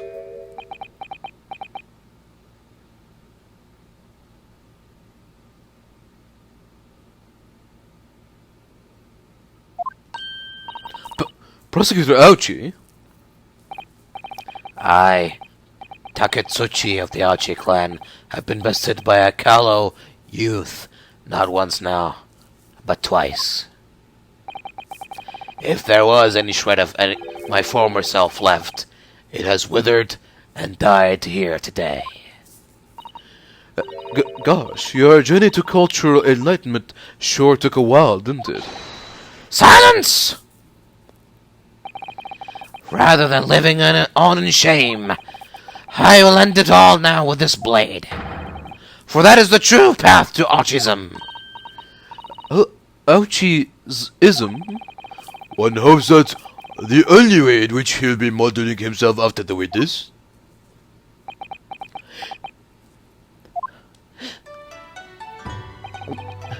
Sprig of my topknot, the time is right for farewell. Hope is lost forever. Takatsuchi.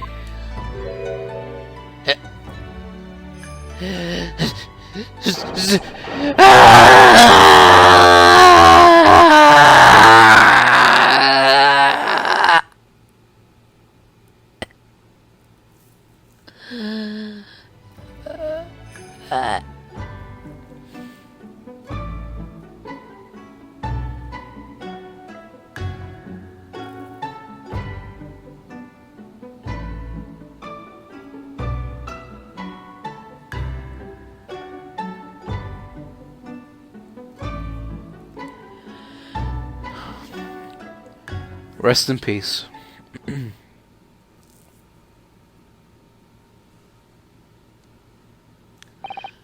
Now, in regard to the defendant, remember me, son. Yes, Your Excellency. I have reached my final verdict. I hereby find you not guilty.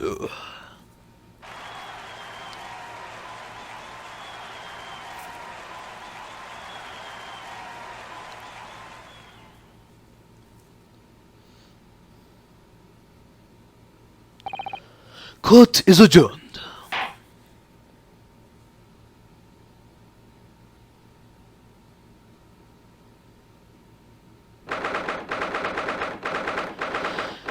August 13th, 2:38 p.m. Supreme Court, Defendant's Antechamber 3. It is over. My heart is still pounding in my chest, though. It is all I can do just to stay standing. Lawyers have such great responsibility, such a great burden to bear. Don't they, Naruhodo-san? Susato! Susato! Thank you so much. You are so dashing in there. Ray, and father. Honestly, I'm so touched by everything you've... oh no, I think I'm going to cry. It wasn't easy, but together we made it. I was on the verge of tears at the end, too. The only reason I'm still here is because of you. Oh no, I can't take all the credit. It took courage to tell the truth in there. You did wonderfully, Ray, so I would have to say that the congratulations belong to you. Susato, don't be so standoffish. Sorry, we're friends, equals, and the trial's over. So no more of this former superhumanity nonsense. It's time to celebrate with swagger, to throw caution to the wind. Caution to the... what? I am the great defense lawyer Ryoto Naruhodo, and I am taking you out to a Miko bar tomorrow. Or something. Right, I see. I'll, think about it, Ray. At any rate, we really knocked the wind out of that horrid man, and it felt so good. Yes, it was satisfying. It really was. Isn't there anybody else we could throw together? I hope you're not looking at me, Ray. Oh my goodness, no, of course not. Of course not. Ah, there it is at last. Ray's lovely smile. You fought for your friend to the very last. As your father, I am extremely proud of you. Defense attorney Ryotaro Naruhodo. Thank you, but I couldn't have done it without your help. Anyway, it is time to bid farewell to Ryotaro, I think. I shall miss him in a way, but it is back to Susato Mekatoba now. So, I'll never see him again then? What a terrible shame. What?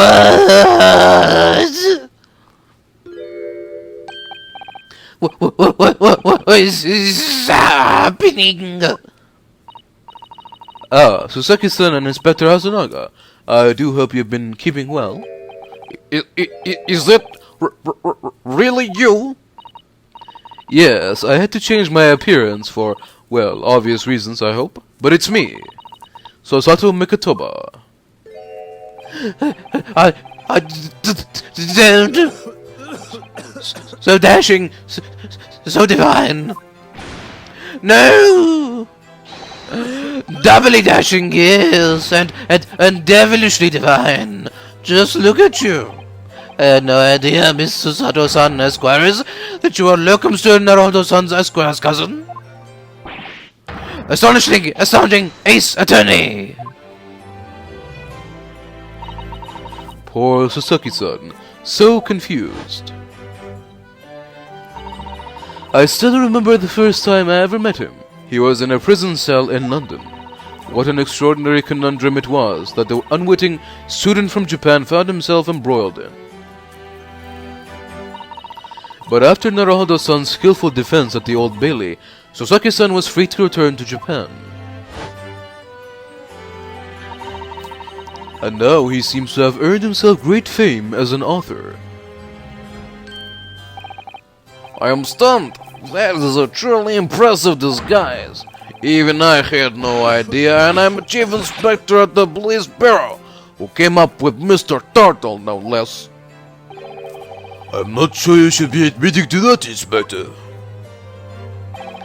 Amazing. You're a woman of many faces, I see. Just two, really. And this was a once-in-a-lifetime event, I hope. Oh, I am not a patch on you, though, Inspector. Well, I am a professional, of course. I do worry about Inspector Hazunaga sometimes. I really do. 9 months ago, when he appeared here at the Supreme Court to testify, he was undercover disguised as the head waiter of a restaurant. And then on the steamship to Great Britain, of course, disguised as a sailor to keep us safe on the journey. Though that didn't help you, did it, Kazuma-sama? From my perspective, I have to admit that I have mixed feelings about all this. I mean, now the truth has been lost forever. What do you mean? I'm talking about the murder that the Englishwoman committed at the end of last year. Oh yes, it was an English doctor she killed, as I understand it. Dr. John H. Wilson, yes, the man I invited to Japan personally. The mystery is, why did she kill him? And now that the culprit herself is dead, we'll probably never know the answer. On the voyage to Great Britain, we had a most unexpected encounter with Mr. Sherlock Sholmes, the great detective, I mean. Yes, I remember Mr. Sholmes well, of course. Ah, my arch nemesis. How lightly you utter his name. Well, according to the stories published about him in the Adventures of Sherlock Sholmes, the detective once had a partner who helped him solve crimes, a best friend. And that man was an exceptional doctor of medicine by the name of John H. Wilson. What? Dr. Wilson? Huh? I just can't believe that is a coincidence. I think that the English doctor of medicine killed here in Japan 9 months ago must have been the friend and partner of Mr. Sholmes. And if that is really true, then the poor girl won't ever see her beloved father again.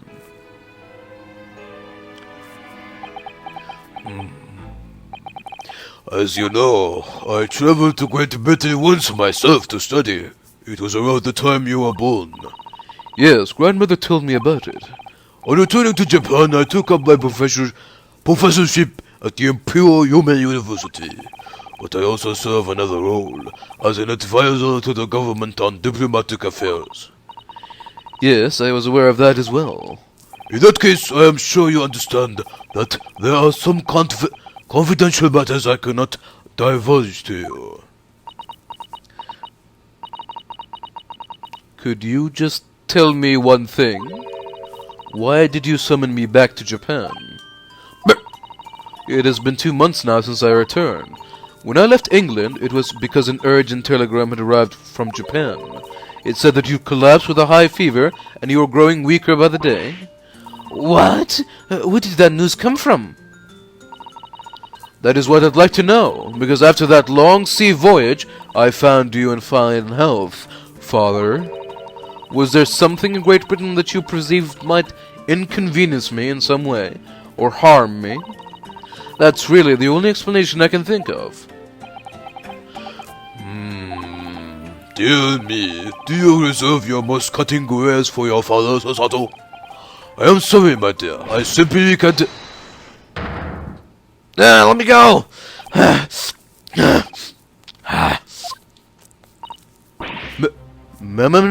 Menimemo-sama? Menimemo-san? So, one throw wasn't enough for you? I've got one last thing to say before they take me away. Professor! Me? I know the truth. I know you had a hand in what went on. That visiting student's fate. Visiting student? Giselle Brett, you mean? No, not her. The student of law who left for Great Britain 8 months ago. Student of law? He must mean Kazuma-sama. What are you talking about? What does any of this have to do with Kazuma-sama? Nobody here in Japan knows anything about it. They don't know that the guy never made it to England, that he died on that steamship, and that he'll never...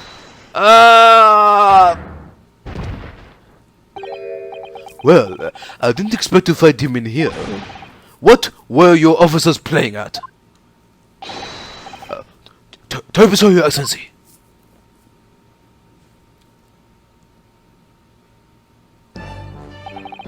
I was coming to tell you that the rickshaw has arrived, Eugene, and it's a good job I came by. Yes, thank you for dealing with him, but I'll be there shortly.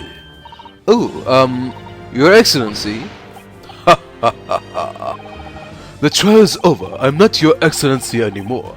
Merely your father's friend, Susato Jikoko. And may I say that since I saw you last, you seem to have taken on a more dashing appearance. Susato? Did you know all along? From the start of the trial? A judge sees everything, Susato. I could let him take the risk if Sushiro here hadn't known and then he'd recognized you. So I had a word in his ear beforehand, as an old friend. So, Sushiro, shall we? Yes, having ruled on that case, we now have various diplomatic issues to address. Before you go, Father... Sorry, my dear, we shall have to return to our earlier conversation at a later date. But well done again, both of you. You did admirably. Oh, thank you very much. What did you think of my Sushiro sling, eh? It's been a while since I set a man flying like that.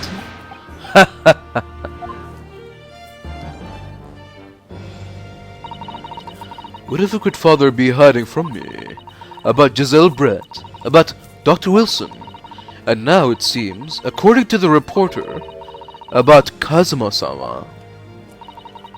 I'm going to have to bring this up with Father sometime, when nobody else is around. Judicial Assistant Mikatoba-san Esquires, could I have a word? Oh, yes, of course. Suseki-san, what is it? I think perhaps it could be fake that we're meeting again. Like this, now. You see, there is something I need to tell you. Oh? I believe that it may be related to the reason why your father summoned you back from England. This I have to hear. Please, Sasaki-san, tell me at once. I will. As you know, my time in England was terrible, cursed, I have no doubt. Such awful things I was embroiled in. Thank goodness locum student Naruhodo-san Esquire stepped in. After he secured my freedom, I couldn't wait to get on a ship back here to my homeland. Having arrived in Japan, I submitted a report about my experiences to the Ministry of Foreign Affairs. The next thing I knew, I had a visitor. It was your father, Professor Megatoba. He wanted to ask me all sorts of things about my report. My father? He seemed to be especially taken with a particular part of the report. Anyway, he left eventually, having thoroughly quizzed me. But it was the very next day that he sent a telegram to you asking you to return to Japan. What was it then? The particular part my father was interested in? I don't really know exactly. But do you remember them? Those two terrible cases I was caught up in? Of course, I could never forget. Your father seemed to concern himself mainly with the second case. The second one? You mean the one Mr. Sholmes forbade any of us to talk about in public?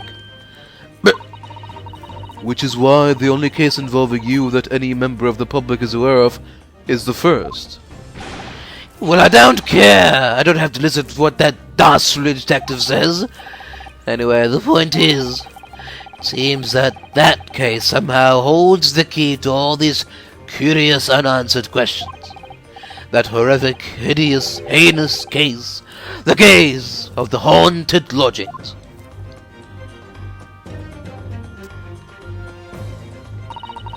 That case somehow caused my father to summon me urgently back to Japan. I thought that whole business was over, but it seems I was wrong. Perhaps that was only the start. Perhaps the story is not yet told.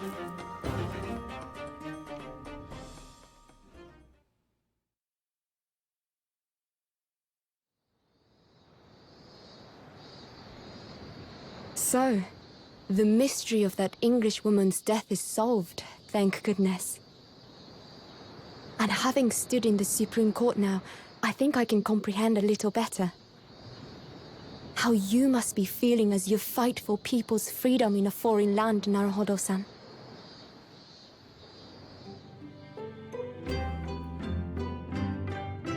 But actually, I'm writing to you today because of another matter.